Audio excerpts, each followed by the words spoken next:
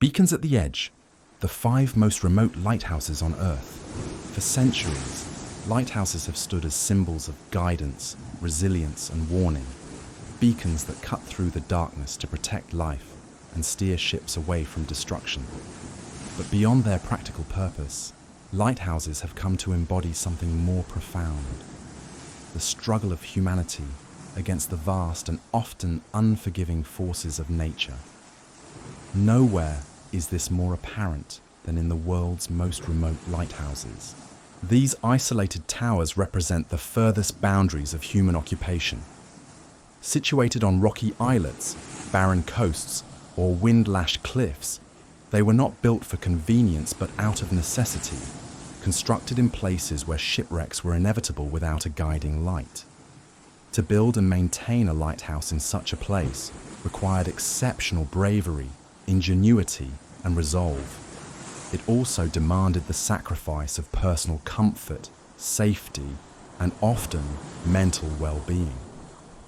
The lighthouses we will examine: Bishop Rock in the UK, Stannard Rock in the USA, Matsuika Island and Cape Pillar in Australia, and San Juan del Salvamento in Argentina, are more than engineering marvels. They are testaments to human endurance in environments that challenge even the strongest. They also stand as time capsules of a bygone era when a manned lighthouse meant someone had to live there, sometimes for months, alone or with only minimal company, cut off from the rest of the world by thousands of miles of water, ice, or wind-blasted terrain. Though they differ in geography, these 5 lighthouses share common themes: construction against all odds, relentless exposure to nature, and the psychological toll exacted on those who served within them. They also share a spiritual presence, a ghostly beauty born of solitude and duty. For the men and women who lived there, these lighthouses were more than jobs. They were worlds unto themselves. Today, many of these remote lights have been automated or decommissioned, their beams replaced by satellites and sonar. But their legacy endures, etched into maritime history and myth. Whether perched on a solitary rock in the Atlantic or hidden away on a misty island near Antarctica, these lighthouses remain monuments to the human will to protect others, even in places no one else dares to dwell. We will journey to the edges of the earth, where these lighthouses stand in defiance of isolation. In each chapter, we'll explore their origins, the extraordinary challenges they faced, the lives they shaped, and the enduring mystique they carry in our collective imagination. Number 1. Bishop Rock Lighthouse. Bishop Rock is a tiny islet in the Atlantic Ocean, part of the Isles of Scilly archipelago off the southwestern tip of Cornwall, England. It is officially recognised by the Guinness Book of World Records as the world's smallest island with a building on it, a lighthouse. Constructing a lighthouse on a rock only 46 metres long and 16 metres wide was nearly impossible in the mid-19th century. The first iron structure, begun in 1847, was swept away by the sea before completion. A second attempt, this time with granite blocks interlocked for strength, succeeded in 1858. The logistics of building on such a minuscule, wave-battered rock made it a marvel of Victorian engineering. Supplies and keepers could only reach the rock by boat during calm weather. High seas often isolated it for weeks. Even today, helicopters are needed for access. Imagine living in a tall granite tower surrounded by nothing but ocean. The foghorn was so loud that keepers reportedly had to stuff cotton in their ears and in their bedding. Storm waves sometimes struck the lantern room 44 meters above sea level. The isolation was total, physically, psychologically, emotionally.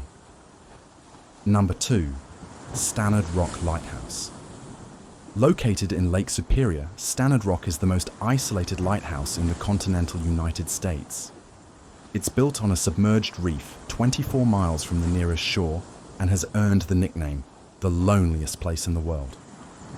Built between 1877 and 1882, the structure is a feat of maritime engineering. Lake Superior is notorious for its violent storms, especially in the fall. The base is a circular granite tower with steel reinforcements and was built atop a narrow reef that barely breaks the water's surface. Everything, tools, granite blocks, food, had to be brought by ship. The workers could only operate during a short summer window, and sudden squalls could halt construction for weeks. Once operational, keepers lived here in harsh isolation. The tower had small sleeping quarters, a kitchen, and a lantern room. Supplies came irregularly, and the keepers often faced storms that made communication and resupply impossible. Ice in the winter added further danger and isolation. Number 3. Maatsuika Island Lighthouse. Maatsuika Island is part of the Southwest National Park in Tasmania. It's the southernmost staffed lighthouse in Australia and lies 10 kilometres off the wild Tasmanian coast.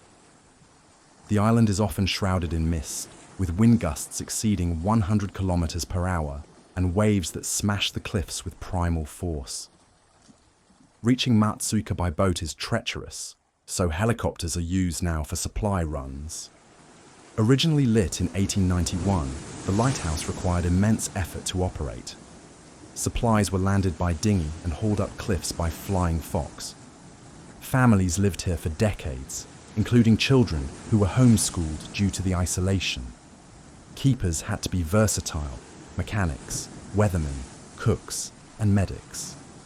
Some spoke of the beauty of nature, others of the crushing loneliness. The station was staffed until 1996, when it was automated. Volunteer caretakers now live in the keepers' cottages for short stints to maintain the heritage. Number 4. Cape Pillar Lighthouse. Cape Pillar Lighthouse stands atop towering dolerite cliffs on the Tasman Peninsula, part of Tasmania's most rugged coastal terrain. While not as famous as other lights, its remoteness is compounded by the brutal terrain that isolates it from civilization. Built in 1901, it was one of the last traditional lighthouses constructed in Tasmania. The site is accessible only by a long trek through cliffs and wild bushland, or by sea in near-perfect conditions. The isolation of Cape Pillar is defined not only by its physical distance, but also by its inaccessibility. Weather was a constant adversary. The cliffs would vibrate under the impact of wind and waves. Even radio contact was difficult in early years. Supplies had to be carried overland or winched from ships below. The keepers, who were rotated every few months, often reported feelings of detachment from the outside world. Today, the area is part of the Three Capes track, but the lighthouse is no longer operational. It remains a haunting monument to an era of courageous solitude. Number 5. San Juan del Salvamento, lighthouse at the end of the world. Located on Isla de los Estados, Staten Island, off Tierra del Fuego, this lighthouse sits at the farthest southeastern edge of Argentina. The French author Jules Verne famously used it as inspiration for his novel The Lighthouse at the End of the World. Built in 1884, the original wooden lighthouse was a strategic attempt to aid ships rounding Cape Horn, a region infamous for shipwrecks and peril. The weather here is violent and unpredictable, with frigid temperatures, fog, and hurricanes. It was the first lighthouse in Argentine Patagonia, and only accessible by boat, with weeks of isolation expected between supply visits.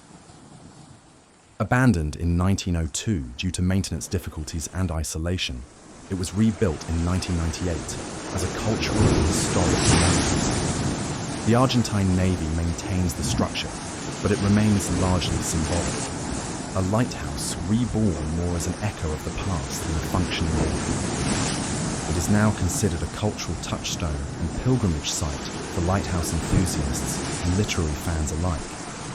Isolation was more than physical. It broke the weak and strengthened the resilient. Lighthouse keepers often faced extreme loneliness. Some went months without speaking to anyone outside their small crew. Claustrophobia. Towers like Bishop Rock offered little room for movement. Weather trail. Storms shook walls and shattered windows. One keeper at Matsuika Island was nearly swept into the sea trying to collect water. Depression and delusion. Stories of hallucinations and mental breakdowns appear frequently in logs and reports. And yet, many keepers also describe profound peace, a deep connection with nature, and unmatched solitude. Life on the edge was both a burden and a privilege. All of these lighthouses have now been automated. Some, like Matsuika and San Juan del Sacramento, have even been decommissioned or transformed into heritage sites. Modern satellite navigation systems have reduced the dependence on visual lighthouses, but they haven't erased their legacy. These remote lights continue to fascinate and inspire. Their stories live on in books, films, and cultural memory. The most remote lighthouses are not just architectural triumphs, they are profound human statements. They tell of a time when people braved extreme environments in the name of safety and service.